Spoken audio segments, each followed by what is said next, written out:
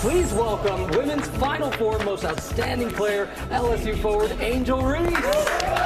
Welcome. Thank you so much for being here. You came here to New York just for us. Yes, we appreciate that. Thank you guys for having me. Okay, so Wednesday, you win this national championship, and then on Wednesday, you ride through this LSU parade. What has this week been like for you? It's been crazy. I mean, just to have all those fans supporting women's basketball, it makes me happy because I feel like we're growing the game. The whole city of Louisiana, the whole state, everybody in Baton Rouge was there. It was so much fun, and like, I don't know, I love LSU. I love LSU. You can't even walk on campus anymore. No, I can't. You're like superstar. I need security and everything now, so it's been lit though. It's fun. That's amazing. You actually suffered two pretty difficult injuries, both requiring surgery earlier in your college career. When you were going through all of that, did you think this was going to be waiting for you on the other side of it? At one point, I didn't want to play basketball anymore because it was mentally tough for me just to have so many high. Stephen A. Smith just slammed the brakes on Angel Reese's ego trip, and the impact left skid marks. This wasn't some polished Netflix drama with a scripted downfall. This was raw, real, and explosive.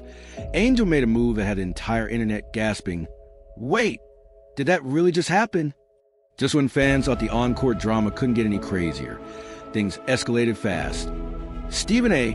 didn't just drop the mic, he set it on fire. And now everyone's asking the same question. What did Angel Reese do this time? Points. Yes, just 4. Angel Reese ended the night with only 4 points. A shocking total for someone commanding the glass like a rebounding queen. While Caitlin Clark sat iced up on the bench, half recovery mode, half moral support. The spotlight was wide open. The opportunity was there. The moment was there. But when the pressure rose, the production didn't. She had the ball in her hands. The cameras locked. Expectations for myself, and then of course on the outside, and it's hard like having 2 surgeries when you feel like the first surgery you come back and feel like you're back, and then 8 months later I have to have another one. So mentally it was tough for me, but I don't think I'll be able to get through it if I wasn't back at home at Maryland. So it was a great experience for me, and having my coaches and teammates were there for me. All right, so we've got to talk about the hand gesture, right? Okay, so the hand gesture and Caitlin Clark. You got a lot of criticism, but then once people saw that Caitlin had also done the same gesture at one point, you got a lot of support. Yeah. So you say that you've been criticized all year long, and that there's been this double standard because you don't fit the narrative, you say.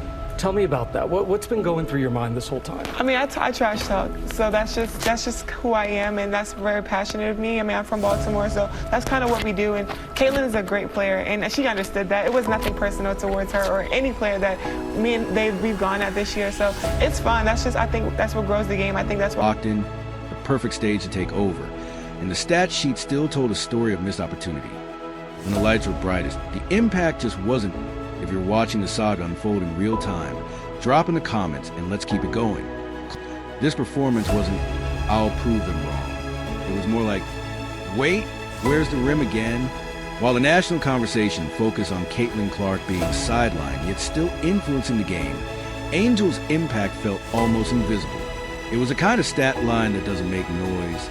It barely makes a ripple 0.4 points. That's not dominance. That's not taking over. That's a number that raises eyebrows instead of expectation on a night built for stepping up. The performance felt more like a missed audition than a statement game. And when the spotlight is that bright, disappearing isn't an option. She pulled down 12 rebounds. Credit where it's due. She collects them like loyalty points. Like every board comes with a free combo meal. But rebound without buckets? That's just empty hustle.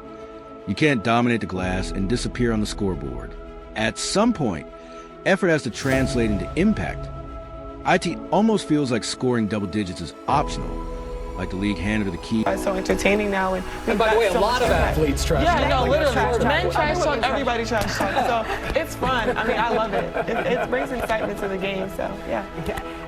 You also were telling us about your tattoo here. I just want to show everyone this tattoo. Talk to us about this. Happiness over everything. Whatever makes me happy is what I'm going for in life. I mean, so I had to make the scariest step of entering the transfer portal, and I think that was the hardest thing in my life, going away from home by myself. So taking a scary step like that and just to see where my life, April 5th was the day I entered the portal. Now a year and a day later now, I'm in a situation. So it's crazy how life can change in a year. And you guys are getting more tattoos, right? Well, hopefully, I mean, as a team, I want to get team tattoos. They said we'll do it. So I don't know what we're going to get, though. Okay, we'll be watching for that. Okay, so it's been a very big week for your family, too. So not only did you win the NCAA basketball championship, but your cousin Jordan Hawkins also won the men's championship the very next night. Yes, I'm excited. That's crazy. It's really fun. My uncle just texted me. He's like, when is the cookout? They were like Memorial Day weekend. I was like, I don't know if I'll be in town, but let's get something done. Have you had a chance to see him? No, I haven't. Not yet. Not yet. Why don't you turn around? He used to do more, and she shrugged and said, I'm good. Rebounds are valuable, no doubt. But treating scoring like a luxury item, nice to have, not necessary, isn't how stars separate themselves. And when you're billed as a headline name, almost just doesn't cut it. You know it's a rough night when even the broadcast crew starts playing defense for you. Well, she contributed in other ways. Other ways? Like what? A guest appearance. She spent the evening logging cardio, running laps in sneakers that barely made contact with the rim. Meanwhile, the cameras kept cutting to her expression, that distant stare like she was mentally pitching a spin-off series instead of calling the ball. When the commentary shift from impact to excuses, you know the stat sheet isn't cooperating. This felt less like a breakout performance and more like a branding exercise, where the numbers don't matter as long as the image stays polished. But in this league, production matters, and no amount of camera angles can hide a quiet box score. Let's be honest. Angel used to walk in dripping with swagger. Hi, Jordan. Hey, cousin. How you doing? Yes. Oh my gosh. Oh wow, what a good surprise. This is awesome. Yeah. Jordan, welcome to the you didn't show. even tell me you were coming. That was the whole point. Did you guys grow up playing basketball together? No, not really, but we played against each other like at cookouts and family functions and stuff. I used to be him. Did you trash talk him? No, not really. How proud are you of her? I'm super proud, man. Just to see your family doing something amazing it's crazy. I mean, we're all proud. Uncle Ro, I know he's losing his mind right now. Yeah. So, yeah. And for you to see him doing I'm happy so for well. him. Yeah, to see everything that he's done, and to be so successful, and I'm happy for you. Congrats. Thank you. Oh, I love the awesome. love. Thank you. Yeah, this was awesome. I'm so glad we could do this little reunion here on This JV. is You don't fun. even have to wait for the cookout. I know. It's right here. Let's bring the cookout We here. need to barbecue there. NCAA basketball champions Angel Reese and Jordan Hawkins. Our thanks to both of you guys for being here with us. Lashes flawless, nails sharp, hair laid, confidence sky high. She carried that main character energy every single night. But that 4-point showing, it echoed a little too loud. The kind of night that makes people whisper, was college the peak? This wasn't the long-anticipated takeover. It felt more like a storyline losing momentum. All style, no substance. Meanwhile, Caitlin Clark, double team, bumped, iced on the bench, still finds a way to leave her imprint on the game. She scores. She facilitates. She stretches the floor like it's her personal gym. She doesn't just step onto the court. She commands it. And here's the tough part. The stage was perfectly set. No Clark dominating the spotlight. All eyes ready to shift. The mic practically placed in Angel's hands. But when the moment... What's up, everybody? What's up?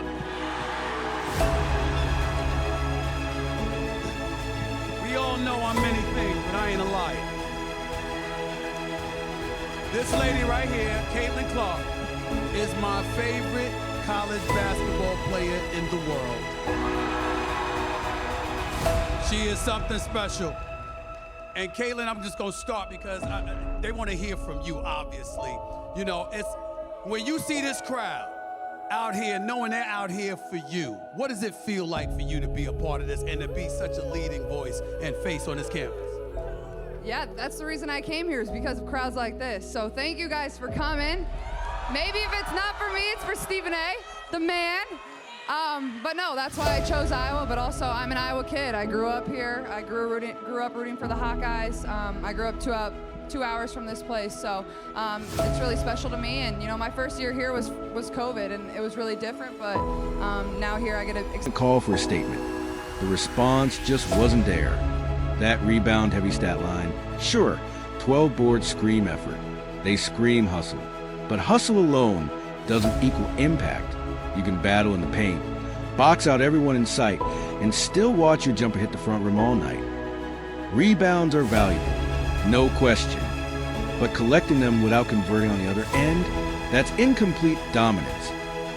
Angel was grabbing boards like they were rare collectibles, stacking them up one after another. The problem? You've got to turn possessions into production. Because in this league, it's not just about catching them all, that it's about cashing them in. Now the whispers are getting louder. The same whispers that once hyped bowl comparisons and superstar potential. But this isn't a highlight reel from the past. This is the pros. And in this league, production isn't optional that if the scoreboard isn't moving, neither is a narrative. Right now, the conversation isn't about dominance. It's about visibility. Flash is great. Confidence is great. But impact is what keeps you on the floor. MVP Experience it with all of you. We're going to play in front of 15,000 people every single game this year. Sold out crowd, yeah. 50,000 people for the crossover at Kinnick next Sunday. So students, students, I'm pretty sure you can still get tickets. So you better be there. Get us to 70,000. But no, it's for people like this. So. You know, it's one thing for folks like myself, Mark, and this crowd obviously feeling that you're the best women's player in college basketball. Do you feel that you are the best right now?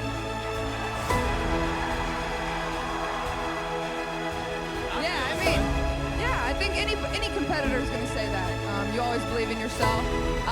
But also, I'm lucky enough to be at a school where Coach Bluter, our coach, lets me thrive. She lets me do it, I do best, and that's one of the reasons I came here is, I didn't want to play for a coach that was going to handcuff me and not let me be me. So I think that's one of the biggest things, but also the rest of the team that I play with, they let me be me too. We had a group of 5 starters that were with each other for 3 years. That helps a lot too, but my goal was to take this team to the Final Four, and then we reach our first ever national championship game, so that's not too bad. Not too bad. When you say they let you be you, right now, who are you in your eyes? I'm talking about energy isn't about pre-game presence or camera-ready moments. It's about numbers that force the game to adjust to you. And if minutes start tightening, the solution won't be found in branding. It'll be found in the box score. Because in the WNBA, reputation gets you attention. Performance keeps it. This was supposed to be the breakout year. The season where she proves she's more than confidence in college highlights. Instead, the momentum feels shaky. The hype was loud, the expectations even louder, but the production hasn't matched the volume. Right now, it's starting to feel less like a takeover and more like a trend cycle. Big buzz, big spotlight, and then the energy fades. You remember those viral challenges that explode overnight? Everyone jumps in, the internet goes crazy, and then just as fast, it moves on. That's a danger zone. Because in the pros, potential isn't enough. Swagger isn't enough. Social media moments aren't enough. This league doesn't reward hype. It rewards consistency. And if this was meant to be the statement season, the statement still hasn't been delivered. What makes this even more glaring? Caitlin Clark, yes, the one sideline with injury, is still dominating the league's conversation without logging a single minute.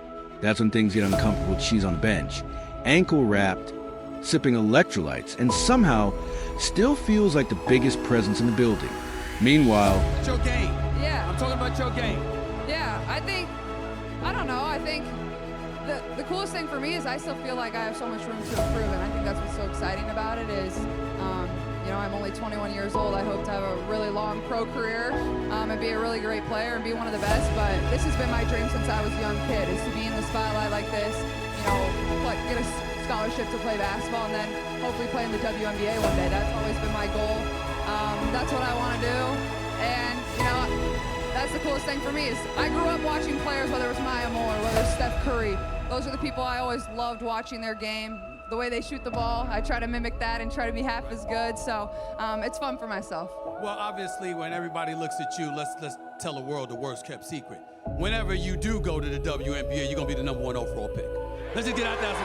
Let's just get that out of the way right now. There's nothing to talk about. That's nothing to talk about. But how hard is it going to be? Could you put into words, even though the WNBA... Angel is on the floor with the spotlight wide open, and it's slipping through her fingers. How do you lose a narrative to someone not even in uniform? That's when the whispers start. Front office murmurs, rotation questions, development minutes, and everyone knows what that usually means. Because this isn't just about one cold stretch. It's about expectations versus reality. Teams don't draft hype. They draft cornerstones. They draft players who shift momentum, who demand defensive adjustments, who bend the game in their direction. Rebounding is valuable, but franchises are built on complete impact. And right now, the conversation isn't about dominance, it's about whether the leap everyone expected is actually coming.